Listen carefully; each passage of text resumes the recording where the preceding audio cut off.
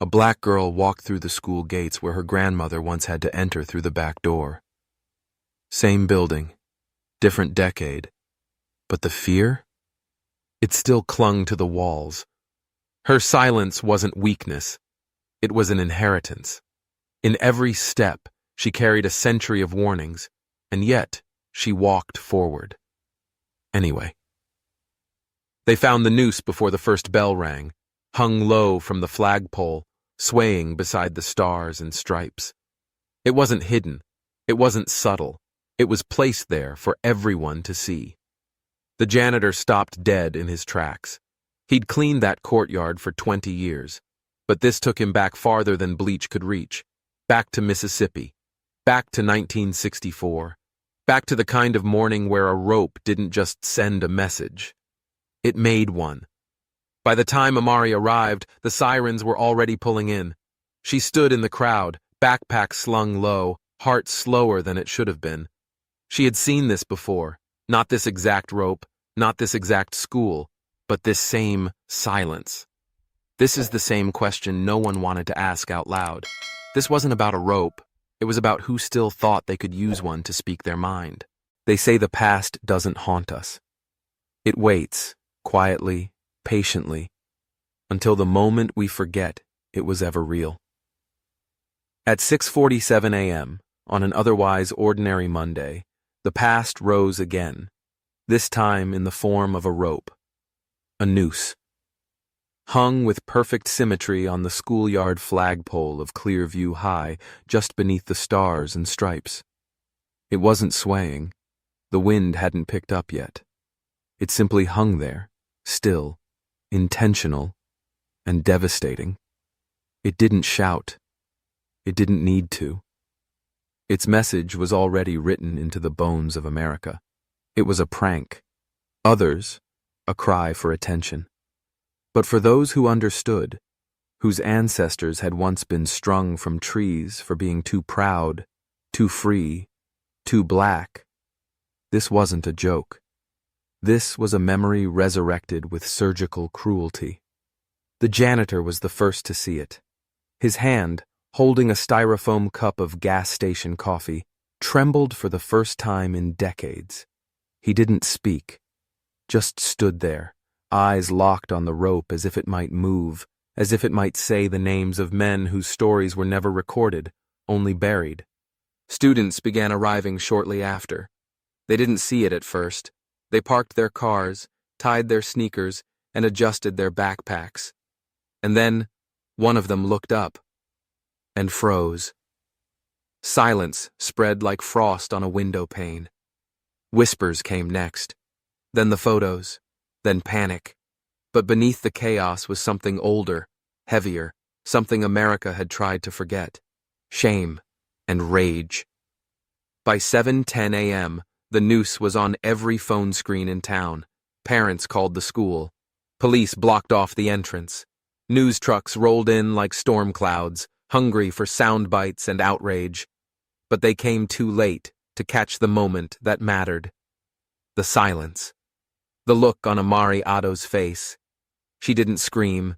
She didn't cry. She stood behind the rusted chain-link fence, watching. Her eyes, dark, unwavering, took in the image like it was a painting she'd studied before. She didn't need context. She'd lived it, in ways others around her couldn't begin to understand. Amari Addo was 16, Ghanaian American, smart, quiet, watchful. She wasn't the loudest student in the room, but she didn't need to be. When she walked, it was with an awareness of space, how it bent or stiffened around her. She knew how to shrink when needed, knew how to disappear without ever leaving the room. But that morning, she didn't disappear. She stepped forward. One step. Then another. The flagpole wasn't far, but every foot of pavement between her and that noose felt like a mile soaked in history. She passed students holding phones like shields, teachers frozen in indecision, and a principal who had not yet found the words to say. She didn't speak either, but her presence, deliberate, grounded, said enough. That moment was not cinematic in the way movies often portray trauma. There was no dramatic music, no slow-motion gasp, but it was a moment that lingered in the minds of every witness, because it made them ask a question most weren't ready to answer. How could something so small carry the weight of centuries? The story that would unfold from that day would be many things: polarizing, painful, powerful. But it would not be simple, because the noose didn't just threaten one student. It revealed a fracture that had long been there, hiding in hallway jokes, teacher silences, locker room slurs, and curriculum omissions. Clear view. High was like many American schools, diverse on paper, divided in spirit. Its hallways were adorned with posters about unity, tolerance, and achievement. But beneath the surface was a quiet hierarchy carved not in rules, but in whispers. Who got the benefit of the doubt? Who got called aggressive? Who got called brave? The noose didn't create the tension. It's named it. Amari knew that instinctively. Her father was a professor. Her mother is a nurse. Both had taught her to stand tall without drawing too much attention, to be excellent but not threatening, to smile but not too wide. But no amount of excellence could protect her from a symbol like that. That morning, her identity became political, whether she chose it or not. The media would come. They would ask questions that sounded like concern but smelled like spectacle. The school board would draft a statement. Committees would be formed. But none of them was the story. Amari was. Because this wasn't about just catching the person who tied the rope. It was about what happened next. Would the students choose silence to survive the year? Would the teachers retreat behind policies and polite neutrality? Would the community argue about intention while ignoring the impact? Or would someone decide that silence had served its time? That day, as police slowly lowered the noose and bagged it like evidence, Amari looked not at the rope, but at her classmates. Some wouldn't meet her eyes. Others watched her like she might explode. A few nodded, silently saying, "We see you." It was in that moment that Amari understood. The story hadn't begun with the noose. That was just the trigger. The story would unfold from there. The choices made. The masks were removed. The systems are exposed. And for the first time in her life, Amari didn't want to disappear. She wanted to be heard. Because there are moments that define who we pretend to be, and then there are moments that reveal who we are. Clear view. High had just met its moment, and Amari Addo was going to make sure no one forgot it. They say memory is inherited, not in the brain, but in the blood.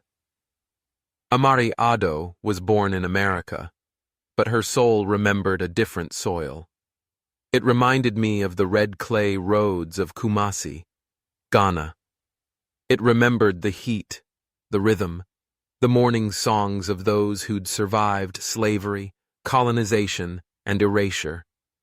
Her body walked the halls of Clearview High, but her spirit carried weight older than this country's flag.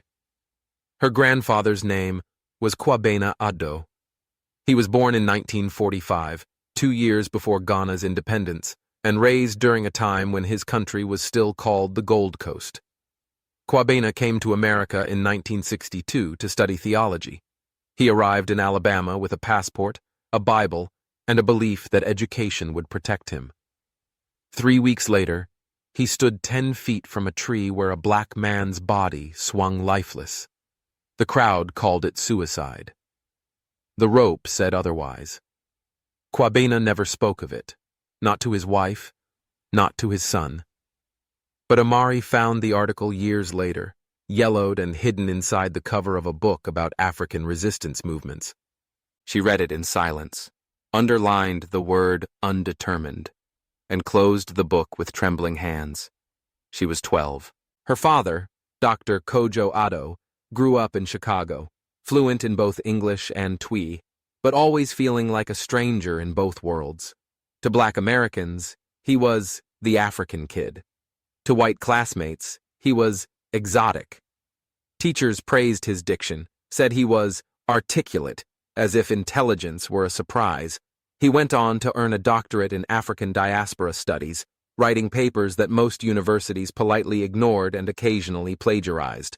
His lectures were fiery but precise. His students adored him. But tenure never came. There was always a reason. Budget, fit, timing. But Kojo knew the truth.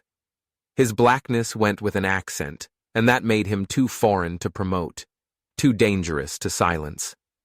Amari grew up with this legacy stitched into every thread of her life. Her mother, a pediatric nurse, taught her how to wrap a wound before it bled. Her father taught her how to speak the truth before it was forgotten. Their home was filled with stories, spoken and unspoken. Nelson Mandela quotes are on the fridge. James Baldwin's books are on the coffee table. Nina Simone humming from an old speaker. Their house smelled like jollof rice and protest. Amari was not raised to seek conflict. She was raised to endure it with grace. But there's a price to composure. She learned early how to hold her tongue in classrooms when teachers confused her for the only other black girl, how to smile when white kids asked to touch her braids, how to be non-threatening so she wouldn't be sent to the principal's office for raising her voice. Every microaggression became a paper cut, and the bleeding never quite stopped. By the time she was 14, Amari had become an expert at disappearing in plain sight. Teachers called her respectful. Administrators called her a model student. But none of them saw how tightly she clutched her identity under her hoodie. Every day was a negotiation between fitting in and standing firm. She laughed at the right jokes. She softened her voice. She shrank herself, not out of fear, but out of calculation. Because sometimes survival means playing dead until it's safe to breathe. But trauma doesn't stay buried. It surfaces in odd places. In the ache behind the eyes during history class, in the pause before raising a hand, in the chill that comes when you hear your name in a room where it doesn't belong. Amari knew that chill well. It came with whispers. It came with locker graffiti. It stemmed from the slow erosion of trust in institutions that promised fairness but ultimately delivered indifference. When the noose appeared on the school flagpole, it wasn't just a symbol. It was an echo, a ghost from her grandfather's memory, now resurrected in her reality. It was a message not just to her, but to every student who had ever felt like a guest in their own country. A reminder that racism doesn't always wear hoods and carry torches. Sometimes it wears varsity jackets and carries backpacks. Both statements and silence marked the days that followed. The school called for unity. The news called it a troubling incident. But Amari's body remembered. Her blood remembered. This wasn't new. It was inherited. Yet this time, something inside her shifted. Not into anger, though she had every right. Not into tears, though they came quietly when no one was watching. What shifted was her willingness to remain invisible. The past had always lived inside her. Now, it stood beside her, and she would not walk alone. Because some stories aren't just personal, they're ancestral. And when the world tries to write over them, someone must stand and say, "I remember. I am here. I will not be erased." Amari Addo was that someone, and her story was just beginning. They say silence is safer than the truth. But for Amari Addo, silence had become a prison, each brick laid by the weight of misjudgment and invisible scars. The halls of Clearview High once felt like tightropes, where each step demanded perfect balance just to be tolerated. But on that Tuesday morning, everything cracked. The lie arrived before she did. A fake screenshot is circulating like wildfire. Her face, her name were pasted onto an Instagram post that carried hate-laced captions and images of vandalism. By the time she stepped onto campus, the temperature had shifted. Eyes no longer glanced. They stared. Whispers didn't hide anymore. Teachers offered tight-lipped greetings. Some students recoiled. Others smirked. She didn't understand until the third period. "Amari, can we speak with you for a moment?" an assistant principal asked, clipboard clutched like a shield. The office was sterile. Waiting were Principal Henley and two uniformed officers. "There's been an anonymous report," Henley began. "An account connected to your name is being investigated for threatening content." Amari's breath caught, but her voice remained steady. "That's not me. We're not accusing," Henley said, eyes avoiding hers. "We just need to follow the procedure." They asked for her phone. They read her messages, scanned her photos. Her privacy became evident. Her stillness was mistaken for guilt. They didn't shout. They didn't need to. The silence itself said, "We don't trust you." 20 minutes later, the door opened. Her father, Dr. Kojo Addo, entered. He did not come with threats. He came with presence. A professor of diaspora studies, Kojo had spent his life teaching people how systems shape stories and how easily a lie can become a legacy. He stood beside his daughter, face unreadable. "Do you have proof?" he asked. The officers fumbled. Kojo's voice cut through the room. "Then this conversation is over." They released her, but they didn't undo the damage. Rumors don't need facts.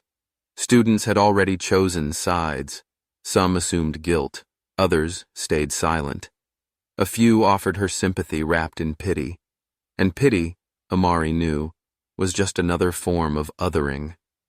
That night, they sat on the porch, her father beside her, the air between them taut and tender. "I thought being smart, calm, and quiet would be enough," she said. Kojo didn't answer right away. He stared at the horizon like it owed him an answer. "Power doesn't care how good you are," he finally said. "It only cares whether you stay in your place." She nodded, not in agreement, but in recognition. The next morning, Amari returned to school with her head held high, but not too high. She didn't need armor. She needed clarity. And clarity walked differently. Bryce Carter noticed. The ringleader of whispers. His swagger sharpened by entitlement. His smile never reached his eyes. The post hadn't come from her, but it echoed his style. His type didn't attack directly. They let systems do the violence for them. Then, something shifted. A sophomore named Eli, a quiet biracial boy, shared a private screenshot. A message from Bryce. "She'll crack soon. Watch." That crack became a quake. More screenshots surfaced. Comments, DMs, cruel jokes.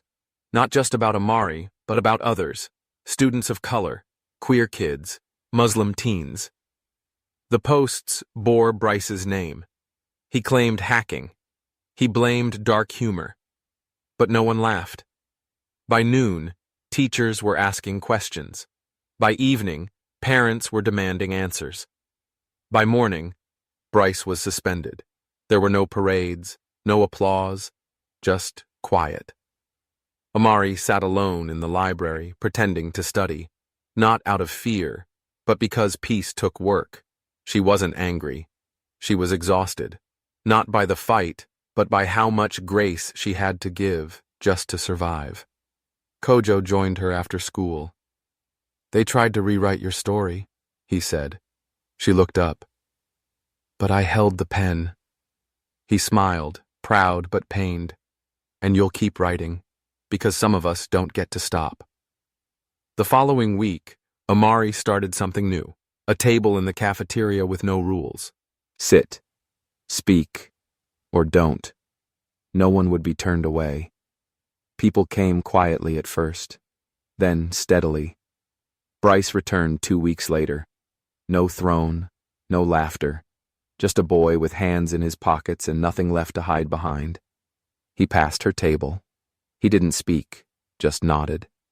Amari nodded back. Not forgiveness, not friendship, just acknowledgement. The kind that says, "You don't define me. I define the space we now share." That was the moment the power truly shifted. Not when Bryce fell, but when Amari refused to disappear. The silence that followed Bryce Carter's downfall wasn't peaceful. It was surgical. In its stillness, Clearview High began to breathe differently. The echoes of his arrogance no longer bounced off the walls. The footsteps that once avoided sure hallways out of fear now walked boldly. And in the eye of the quiet storm stood Amari Addo, not triumphant, not gloating, but resolved. She had become more than a moment. She was a mirror. And what people saw in her presence forced them to confront what they'd ignored in themselves. Teachers, once blind to microaggressions, began correcting language mid-sentence. Students who'd laughed too loudly at cruel jokes now paused before speaking. Even the vice principal, Mr. Harlan, lingered longer by the lockers, not for show, but out of a newfound attentiveness. Amari wasn't asking for attention. She was commanding awareness. In the weeks that followed, the air around her shifted. She became a nucleus. Not the loudest, not the most popular, but the one people gravitated toward. Misfits, artists, scholarship kids, students who wore cultural pride like armor, they began to sit near her table at lunch, not always talking. Often just existed in a space where they finally felt safe. And safety, Amari knew, was the rarest form of freedom in high school. Luca Cruz noticed it first. He had always moved between groups with ease, his charm, his art, his quick wit, but even he found something steady in Amari's quiet defiance. One afternoon, he approached her with a sketchbook in hand, and no words. He simply slid the book toward her and opened to a charcoal drawing, a girl standing tall amidst shadows shaped like claws.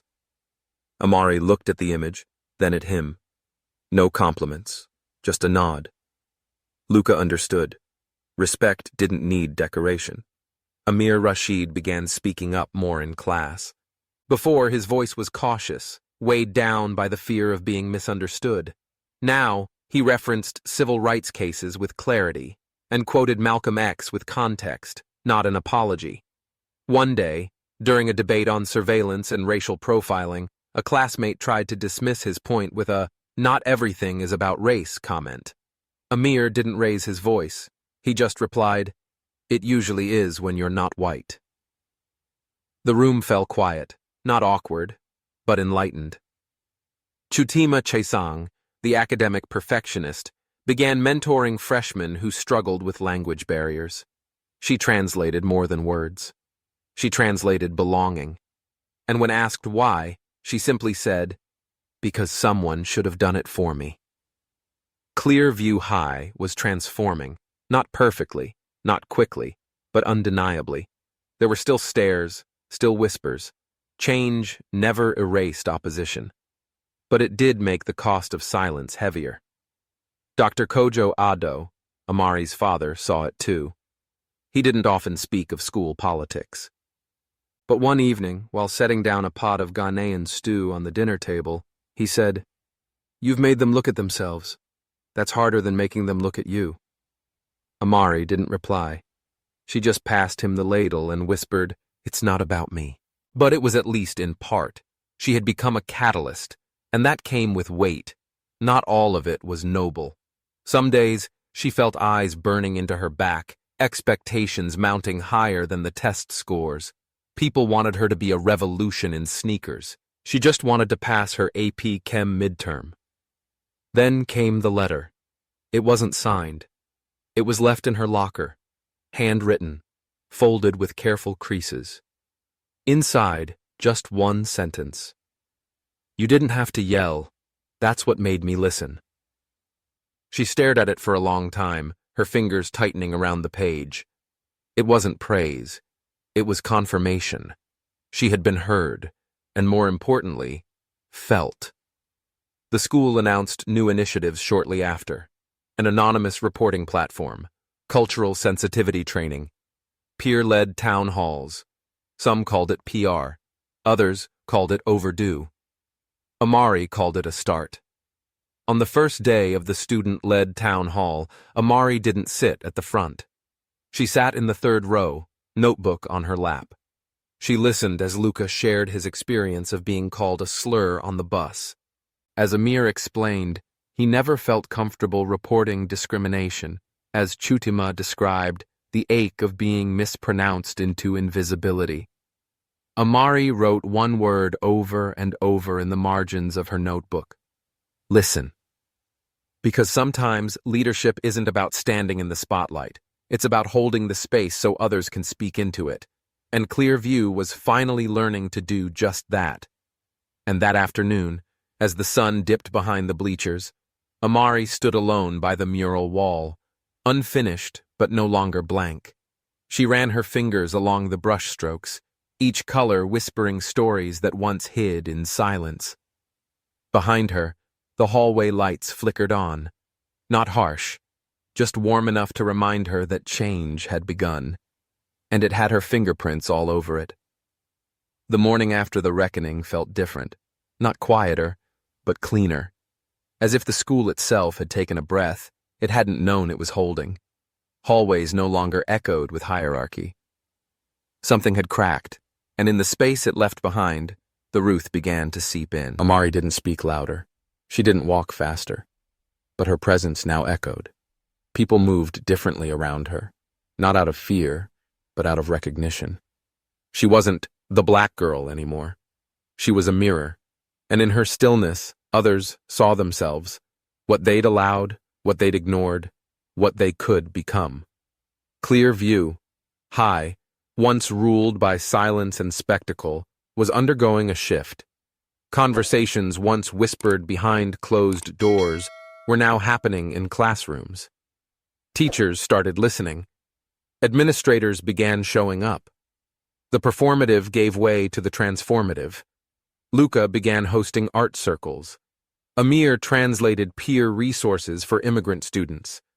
Chutima created a safe space for queer youth. They weren't asking for power. They were building it. And Amari, she painted. One wall, one brushstroke at a time, she turned blank brick into mosaic truth. A mural of faces, linked not by sameness, but by struggle. Faces once erased, stories once buried. At the dedication, no anthem was played, just a silence so profound it felt like prayer. Amari stepped forward and said, "They told us to wait. We decided to begin." And so they did. Legacy doesn't start with applause. It begins in whispers, in quiet acts of courage when no one's watching. Months after Bryce's fall, Clearview High wasn't perfect, but it was listening. Change didn't arrive in a flood. It trickled through lunchroom conversations, hallway nods, and group chats that turned into movements. Amari, Luca, Amir, and Chutima didn't call themselves leaders. But people followed, not out of fandom, but out of faith. They formed the Fourth Floor, a student coalition named after the forgotten wing of the school, now repurposed as a space for equity, storytelling, and truth. No titles, no hierarchy, just voices once silenced, now speaking with clarity. They hosted teach-ins, invited community elders, wrote letters to the school board, not to demand, to declare. What began as resistance became a culture. One night, Amari stood before a packed auditorium, students, parents, and even teachers sitting on the floor. She held no script, only memory. "I used to think survival was enough," she said. "But survival is the floor. We're building a roof." A single mother in the back wiped a tear. A teacher clutched his wedding ring. A boy in the second row, once invisible, whispered, "Me too." The room didn't erupt. It rose. Collective breath held, then exhaled. Legacy isn't what you leave behind. It's what you awaken. And they had awakened something that would not go back to sleep. The caps had fallen. The applause had faded. What remained was real life. After graduation, the group scattered. Luca headed to New York to study film. Amir stayed local, working at a legal clinic. Chutima earned a whole ride to Stanford. And Amari, she disappeared from the headlines but not from history. She moved to Chicago, where stories like hers weren't rare. They were ignored. But Amari didn't come to escape. She came to dig deeper. By day, she worked in community organizing. By night, she painted murals across neighborhoods forgotten by policy, remembered by pain. Each wall she touched bore the faces of those still standing: mothers, workers, kids in hoodies, survivors.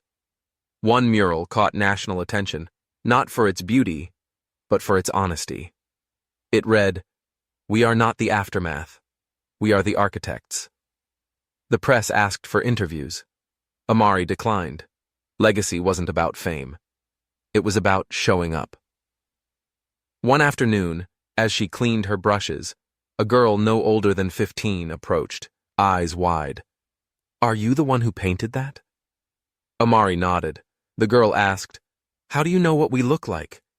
Amari smiled gently. "Because I've been where you're standing." The girl didn't reply. She just stood taller. Amari turned back to her wall. Because graduation wasn't an ending, it was a vow. A vow to never paint over pain, but to build something through it. 10 years had passed, but the echoes remained. Amari stood at the edge of a protest in Washington, D.C. The signs were new, but the cries were familiar. Different names, same injustice, same fire. She wasn't holding a megaphone. She didn't need one. Her presence still spoke louder than slogans. Nearby, Luca streamed the moment live. His documentary series is now a force in independent media. Amir, now a civil rights attorney, stood with a group of teens he mentored. Chutima, flown in from a global climate summit, locked arms with strangers who had become sisters. They hadn't planned to meet here, but life had a way of summoning those who once stood still while the world spun out of control. A reporter approached Amari, notebook in hand. "Why are you here today?" She looked out at the sea of people. "Because the story's not over." The reporter blinked. "You still believe change is possible?" Amari didn't hesitate. "I believe change is slow, costly, and always worth it." Behind her, chants rose, not angry, focused, rhythmic, like the heartbeat of something older than all of them. Legacy wasn't a straight line. It was a loop: pain, resistance, hope, repeat. And though the crowd shifted and the cause evolved, one truth stayed. They were no longer the future. They were the present. And they came back not to reclaim power, but to remind America of its promise. The gallery was quiet. Sunlight filtered through tall windows, catching dust like memory. In the center stood a single painting, Amari's final piece. It was massive, chaotic, and beautiful, a canvas that held a decade of fire and forgiveness. Faces emerged from the strokes: Luca's lens, Amir's justice, Chutima's science, and the nameless souls they carried with them. Not martyrs, witnesses. The plaque beneath it read, "We were here, we still are." A group of students stood before it, wide-eyed, silent. They hadn't lived the marches, the scandals, the reckonings, but they felt it. In the back of the room, Amari watched. Her hair was streaked with gray now, and her hands were still stained with paint. She didn't speak. She didn't need to. Luca joined her, camera slung low. "They're listening," he whispered. She nodded. "Then we did something right." Outside, the world still burned and bloomed. Justice wasn't complete. Hate still had a name. But so did hope.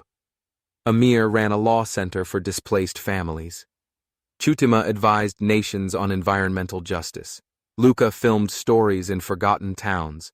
And Amari, she created spaces where pain became brushstrokes and silence turned into color.